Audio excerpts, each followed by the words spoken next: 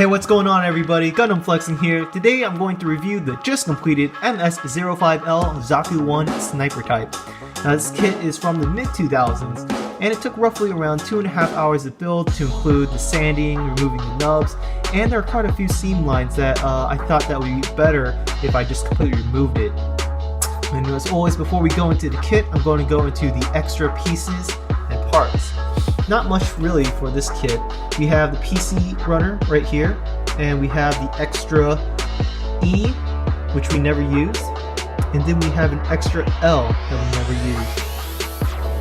And then going in here, on this runner, the B runner, we have the portion at the bottom for the Zaku. It's really, if you want to place it in there, it just goes into the bottom if you don't want to use a stand. So I kept it in the runner. And then we only have, for the extra pieces, hands. So here we have an extra right hand. So we have the palm, the hand itself with the 4 fingers, and then we have the trigger finger. And this is if you wanted to switch positions on the rifle. So if you wanted to hold it in his left or hold it in his right, you may. And then we have the open hand here, which fits at the rifle's rifle cartridge, really, and it would fit right under here where he's holding the rifle for more stability. And what's really peculiar is that we just went over 2 hands, but there's only one backhand portion right here, and that's it. So you won't have to keep removing it and then putting it on either one, depending on which hand you want to use for which kind of pose, which is really peculiar because you figure they at least have additional ones so you don't have to pick it out and put it back in. And then you have the left closed open hand right here, and it's not a trigger finger. And we also have the standard Zaku machine gun. Here it is. It's only several pieces. We have the scope here, which uses, if you could see it in there, a pink sticker, the same for the mono eye.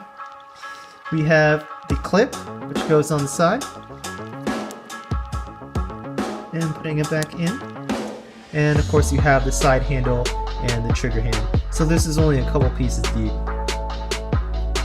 So we look at the Zaku Sniper itself.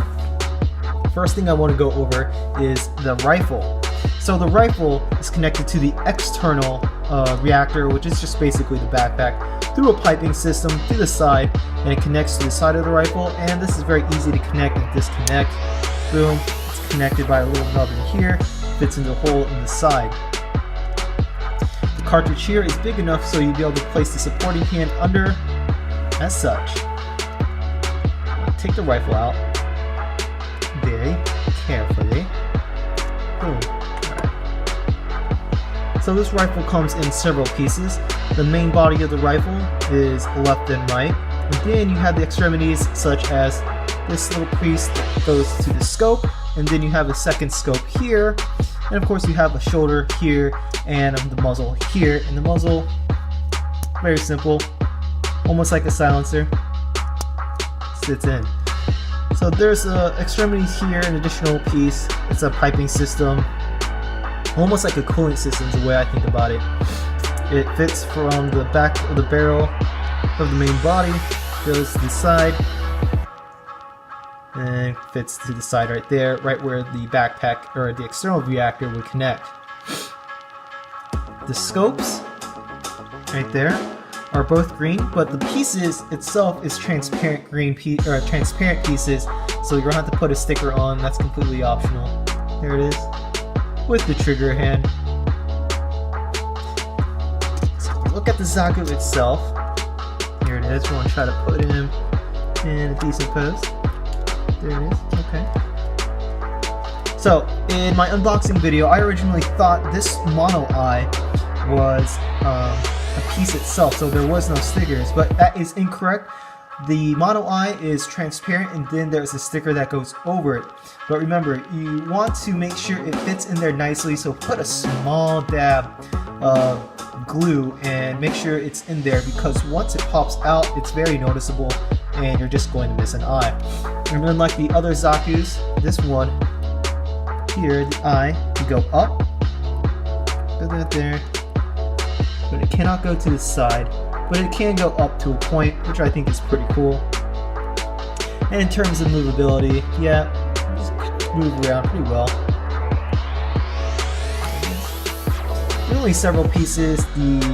Got the internal skeleton, and then you have the mask, and then you have the left and right helmet.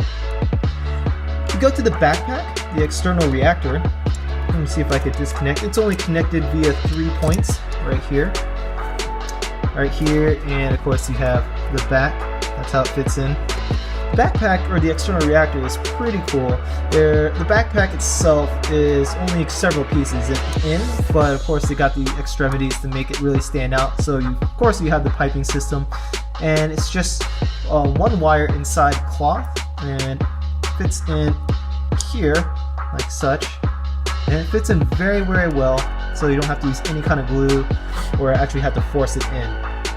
And you have the gray pieces here, sort of like the coolant systems, and then you have 2 thrusters at the bottom, so it's really nice. Going back to the Zaku 1, we have the left shoulder that's standardized to most Zakus, except it just doesn't have the spikes, nor does it have the shield, the shoulder shield. In terms of flexibility, yeah, it's pretty flexible, not a big issue. You could wrap around, swing around, do whatever.